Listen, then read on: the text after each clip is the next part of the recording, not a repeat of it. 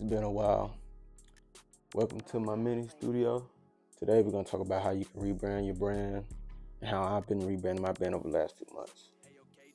I'm going to take you through the process of rebranding my clothing brand so then you can kind of replicate it and do what you do with your brand. Or for any other online business, when rebranding is something that most businesses do from time to time, or eventually they rebrand over time. You might be asking why rebrand. There are a lot of reasons why you might rebrand. Personally, I just wanted to go in a different direction with my brand.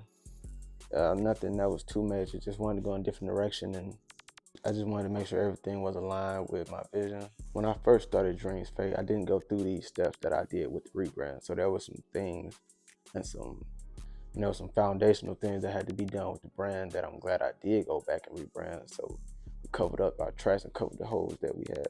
I missed a couple important points and factors that was needed to be worked into the brand. So I'll show you what I mean in a minute. We're gonna get on the computer. I'm gonna show you the back end of like what did it look like, the processes, the documents, and all that. I was new to the clothing business and wanted to start as quick as possible. So just to get through all the growing pains, because there's a lot of stuff that you ain't gonna be able to figure out until you actually do it. Me personally, I learn faster when I'm actually doing something than just sitting back researching. So that's why I just wanted to get out there and start. How did I start? First, we started with a Kickstarter analysis, which was a document full of just what our brand was about, who our target audience was, what's the vision for the future, what's the vision for the short term, marketing strategy, marketing channels, just going through the whole brand of like breaking it down step by step. Now, why did we go out our way to make a whole document for this? Number one was because we wanted something to look back on, and we wanted to have documents that we can look back on and reference to be able to make sure that we're still aligned with the goals and everything that we said from the beginning. Number two, there's a quote that goes, give me 6 hours to chop down a tree and I'll spend the first 4 sharpening the axe. Basically what it is, it's like prep time, like photo shoots, video shoots. We'll talk about that later, but the photo shoot I'm doing, we've been prepping this for like, say a month. We've been prepping this collection for like 2-3 months at this point. A lot of preps just so things can go smooth, so we can start backdropping collection consistent. Prepping before you do something just makes the process smoother and makes the actual thing smoother.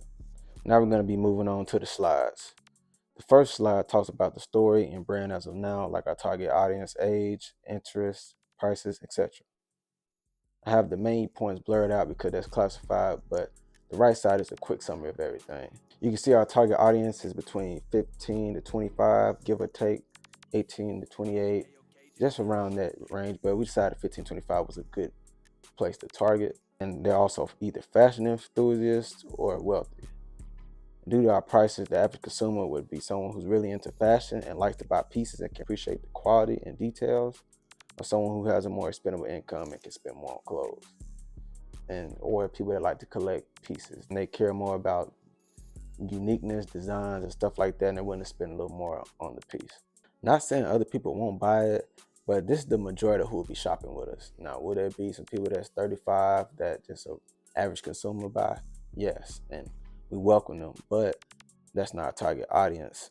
So instead of trying to market to everybody, we just said, no, let's market to certain people and let's serve them, and they'll serve us in return. The last point is just the type of clothes we have made and sold so far. Granted, this is just how it was at the time. We have made some changes since then, but I'll talk more about what we changed and why in another video, and I'll go in more depth as we keep doing these type of videos. This slide is about socials, Instagram specifically. Nothing too crazy, just a brief on our current strategy. This slide is about our Shopify website, sales, conversion rate, etc. Now, this is the most important slide. We talk about our future concepts and strategies to grow, etc.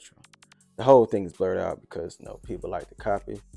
I had to blur that out, unfortunately, but I have a community that's coming out soon, so that if you join that, you'll be able to see everything unfiltered, uncensored, and then I'll tell you the step by step, and I'll just go into more detail about this for now, but it's just a general video.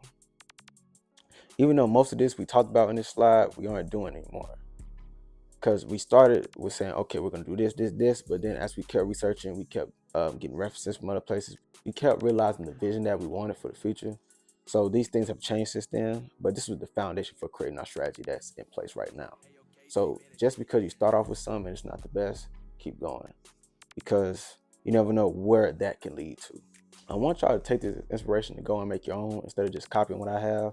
It'll be better for you in the long run because your vision is going to be different from my vision. This took a while. This was made in April. So I'm going to show you what I've been doing since then, how I got to this point in the business a little bit later. But just wanted to let y'all know this took a while. This was made in April. We're in June right now. So pretty much 2 months.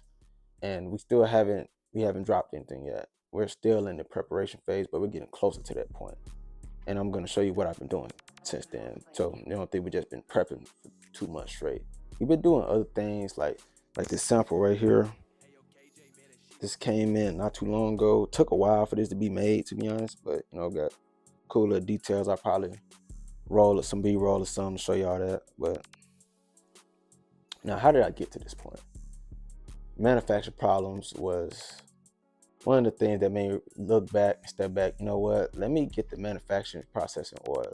So I started off just from the basics of just getting the clothes, not even getting the clothes sold just yet. That's really what led me to, just starting to, let's just rebrand this. Because when I tried to get some things made, it took a while and, things like that happen. Manufacturer is critical in your business. I suggest looking into with one manufacturer that can make most of your stuff and produce it at a high level. So lock in with one manufacturer that can do not everything, but can do like most of the hoodies, sweatsuits, like sweatpants, t-shirts, things that are similar, like they're using the same type of fabric, like cotton, not like, like shoes and sweaters. You might have to go with different companies, but just, cotton-based material, you should be good. Just like the basic streetwear stuff, you should be good with just one person doing all that. I like to have manufacturers specialize in certain things rather than one that does everything decent. So maybe this one manufacturer really good at cotton material, like I said, t-shirts, sweatpants, hoodies, jackets, etc. For my knitted piece, which I probably put some B-roll on that. So for my knitted piece, I work with a knitwear manufacturer. All they do is knitwear. They just knit all day. All they work with is sweaters. They don't do jeans. They don't do regular t-shirts. They just knit and that's it. That's why I go through them for any sweaters or anything like that, because I know that that's what they do. They're good at it, and I'm gonna get good quality every time. When I went with them, the drop did go good, and my release was on time, and I restocked it a few times. I was really just selling that for like just a year, just selling the same piece over and over and over again. And then I just kept getting inventory. So however much, once I got to a certain point where I was getting low inventory, I just ordered some more, order some more, order some more, order some more, order some more. Just kept doing that over and over and over, and just selling one item for a while. But now I want to go in a different direction with the brand. I want to just do more high quality pieces, even though that was high quality, but I just want to do more pieces. So like this is a sweatsuit here. I want to do shoes in the future, all types of things. And I want to drop more frequent. So I probably drop not as much as some brands. I probably won't do like a drop a month, but I would say at least drop twice or 2 or 3 times a year. But this depends on what you want to do with your brand. I don't want to drop as much. I'd rather just take my time on it and just make like certain pieces, and I just drop a collection instead of. Now, if I was only dropping 2 or 3 pieces at a time, then maybe I would want to drop a little more frequent. But I don't want to drop as often. I want to get to the point where I drop just when I want to, honestly. So 1 to 2 times a year is probably what it's going to be. I think that will help with the exclusivity part of it and people wanting it more because they know I'm not going to drop a lot. So now me and my knitwear manufacturer, we still locked in when I make things that's knitted, but I want to make different things now. So there are more ways to find manufacturers than Instagram and Alibaba, by the way. There's other apps out here for that. There's connections. Because once you start to run your brand, you start to build connections. You meet people who know people, and it goes from there. That's just how it goes. I know someone who has connection with manufacturers in Italy, so I'm gonna start working with Italian manufacturers when it comes to certain pieces. Not with everything, but with certain specialized, unique, high quality pieces. I'm gonna start working with European manufacturers more. You would think they would be higher in China, but with the right connections, they can be a pretty good price. And some of them are smaller. I really like smaller manufacturers that's not like a big corporation, like ones that got like maybe like 20 people, like small European manufacturers, because they quality is up here because they're new and they're small and they just care about the craftsmanship a little more than I would say China, in my opinion. Now I have a manufacturer in Italy that I'm going to start working with all my accessories. So I won't tell you what accessories are coming out, but we got some accessories coming out that are going to be crazy, and they're going to go crazy online, I guarantee you.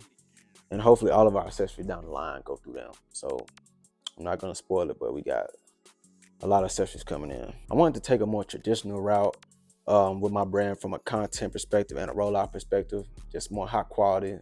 Want to do more campaigns instead of just on the flow, reels and on the flow pictures and, the TikToks where they do this. And I just want to take a more traditional route. Ain't nothing wrong with that route.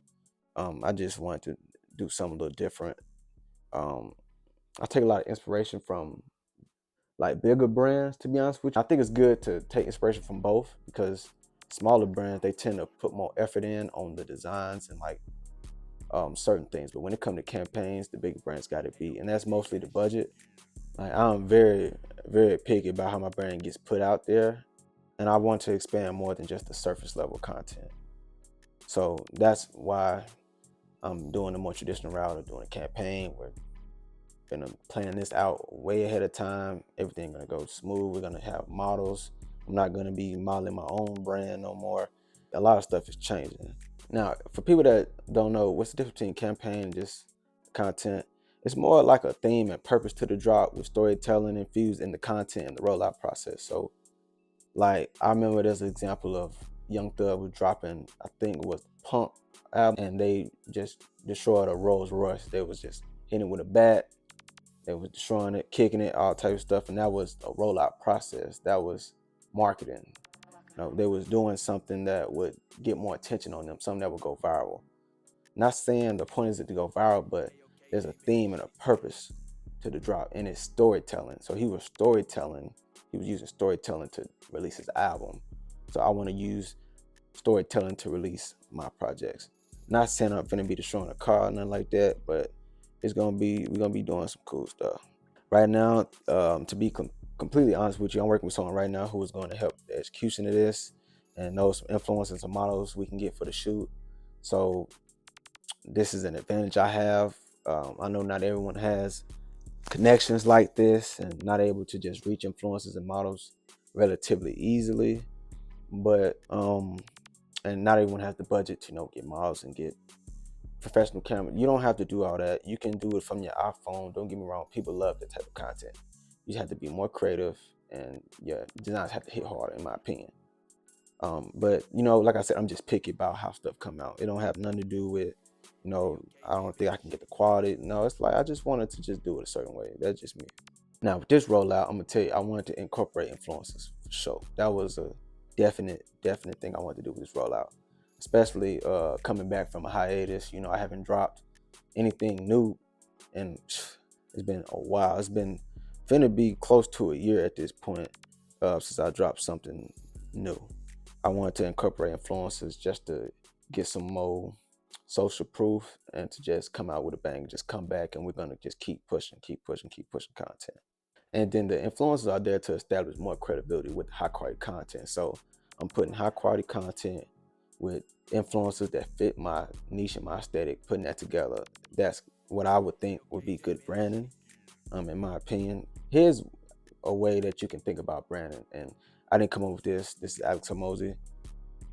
My thing, which is my clothes, plus things that my audience likes, which is the influencers, high quality content, aesthetic reels, and so forth and so forth. I'm putting that together to make my brand be more, just more brand. I want to add more brand, and the more and more I add to that, the more and more my brand will be established, and more people would associate certain things with the brand.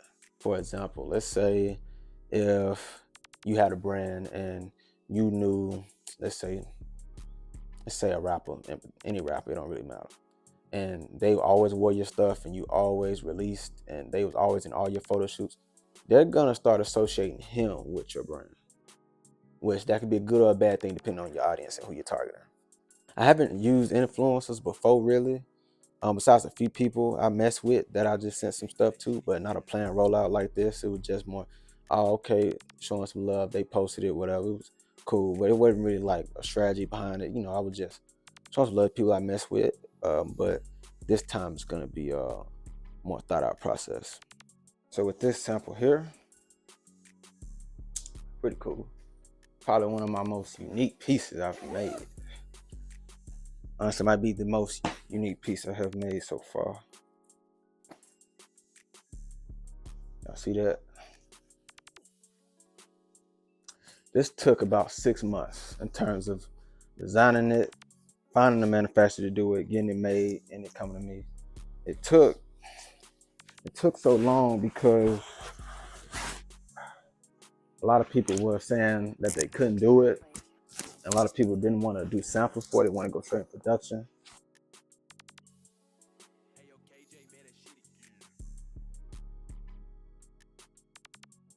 Cool. This will be dropping in Q4. So follow us on Instagram to keep update with that.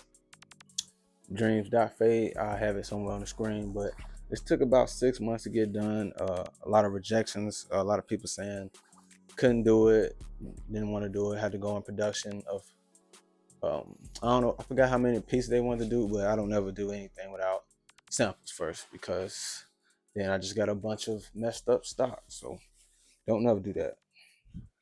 Yeah, this took a while. It's very detailed. It has embroidery, logo on the back, neck, prints on the back, over 100 hand sewn crystals stitched into the seams of the jacket in the front, all through the back and the left. Double zipper.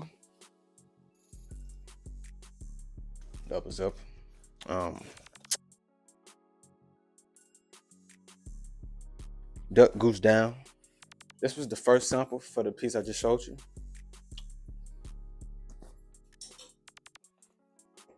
This came out all right.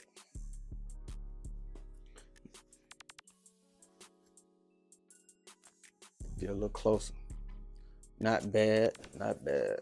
But see the embroidery compared to the last one, it's not up to par in quality.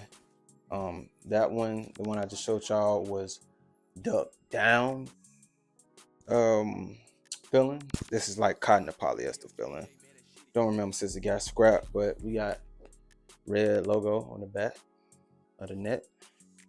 Embroidery here still. So got that Dreams Fade red tag. Double zipper with the custom Dreams Fade zippers. I'm thinking about having a sample sale one day. I probably will. So be on the lookout for that. Throw this on.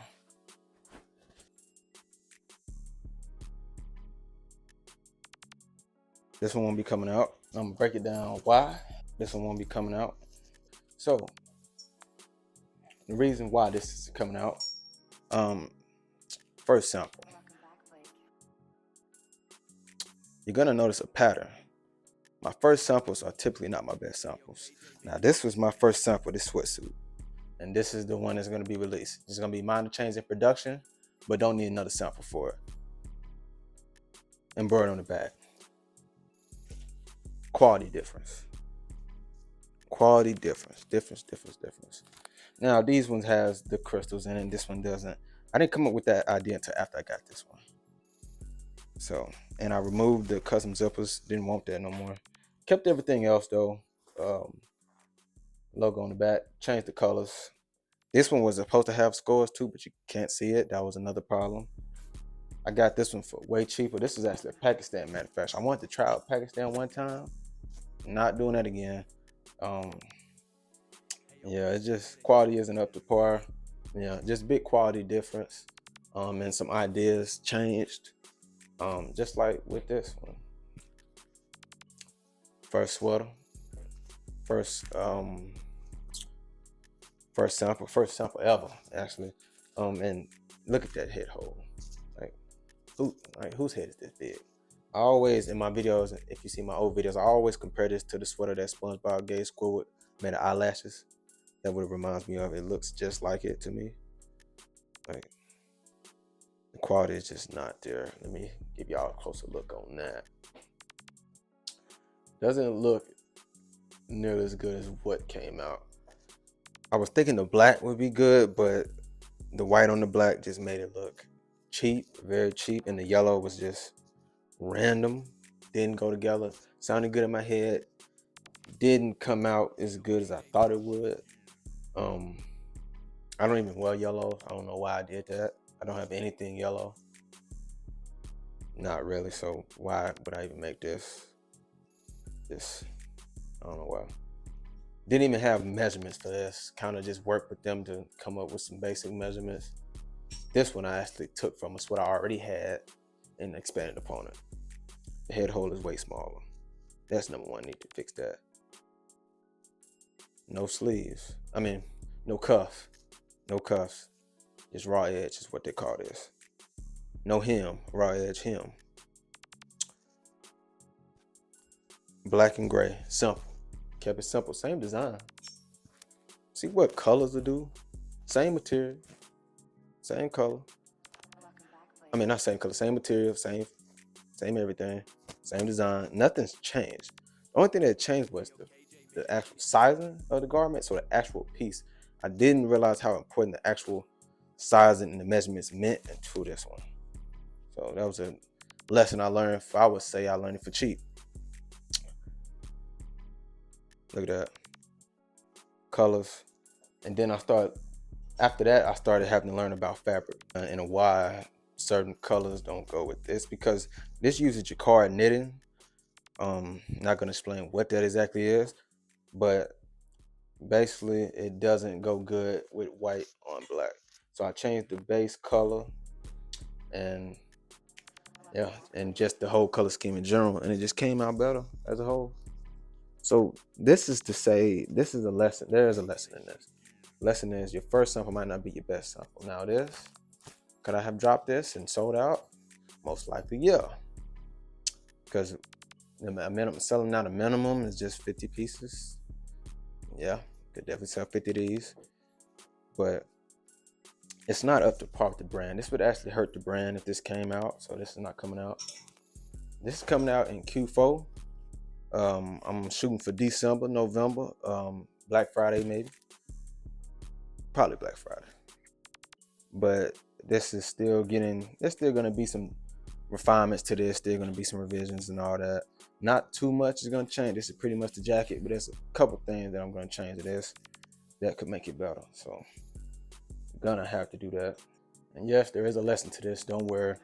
The lesson is this. Just because your first sample doesn't come out right doesn't mean nothing. Not a bad thing. It can actually be a good thing. Like when I got this sample, I could have said, damn, like I'm just gonna give up. No, refined on it. And then I've noticed once I get my first sample, I'm able to make the first one even better. So I'm like, man, if I did this, I did that, I did that. Now I'm always able to come up with better ideas, and I'm able to sell better, and I'm able to come up with more winning products because I don't just go with the first thing that comes.